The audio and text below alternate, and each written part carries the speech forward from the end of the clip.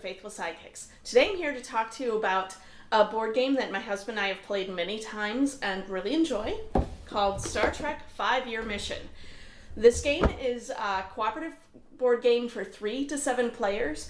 However, I will mention that Eric and I have played this 2-player many times where we each play as 2 characters, and the game is light and fluffy enough that that's totally manageable.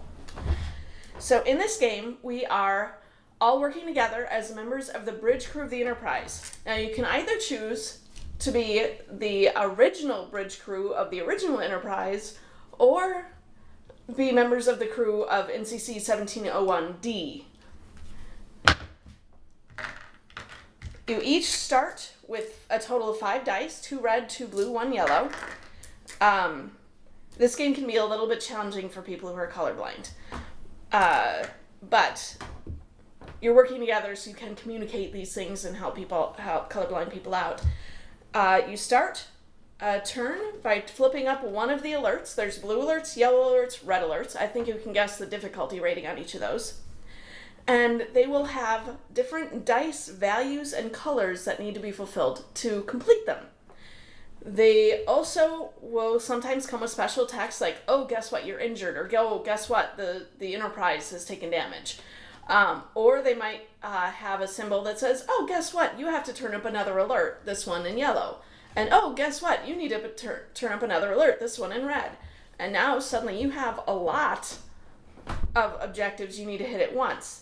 Sometimes they'll actually be timed, or, which is what this is for, or they might include things like this symbol in the upper left corner here that is the Federation symbol, which means it's a prime directive. And you can't finish a different card first unless you are willing to fail the prime directive. So at the start of Jean-Luc Picard's turn, he turned up a blue, which required a yellow, which required a red, which was unfortunate. His special powers, he gets to grab an extra die from the pool on his turn and roll it. So he is very powerful. You roll the dice, and then you see what you can place. We have, let's see, there's the 3 there. 3 here. And when they're in a box with a black background and there's more dice in that box than just the one, that means they have to be placed together. And so this red 2 or lower, I can put the red 1 there, and the blue 2 or lower, I can put the blue 2 there. And yay, that completes that one. That means this card is done, goes into a pile, counting towards our score. Let's say, and then the dice that were used go back on the board into the pool. Anything he's rolled and not used just sits here on his board waiting for next time. So on his next turn, he takes dice from the main pool to fill out to his normal number, and then the ones that he previously rolled, if he likes those numbers, he can just save them and roll the new dice. If, however, we have, let's say we've got a lot of these alerts out. If you are to the point, let's say we're still in blue, but we've got all these alerts out, it's Riker's turn, he would have to pull up a red, because if you go for more than, for a 4th alert in any color, the top one is lost.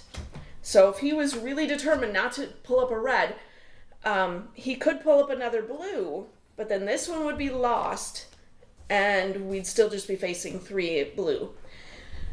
Unfortunately, as soon as you lose 5 alerts, you lose the game, or the game is over.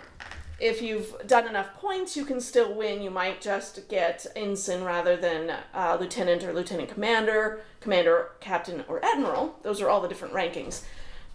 But the longer you can hold out without losing those, alerts, the more likely you're going to get admiral.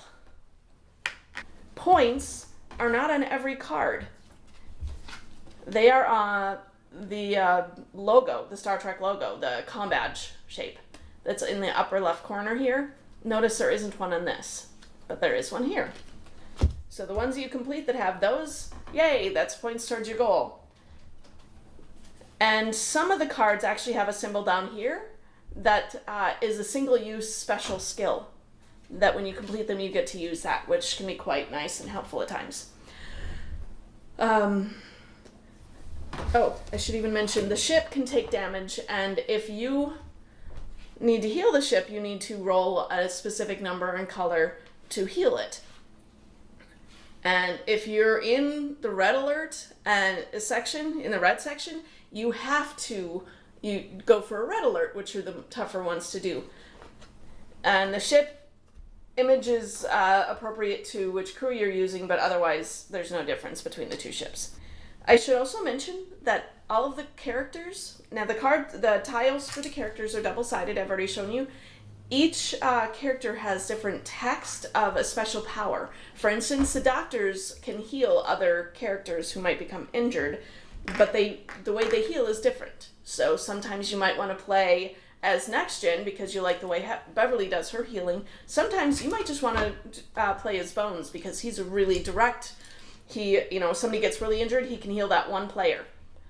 Crusher heals everybody a little bit.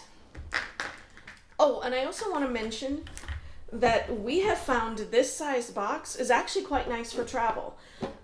There's a lot of dead space in terms of what comes in this game, but we've just managed to pack another small game in with it and been able to travel with that. It's a manageable size for traveling. It's not tiny compact, which would be nicer, but it still works. This is a very light, fluffy, fun game.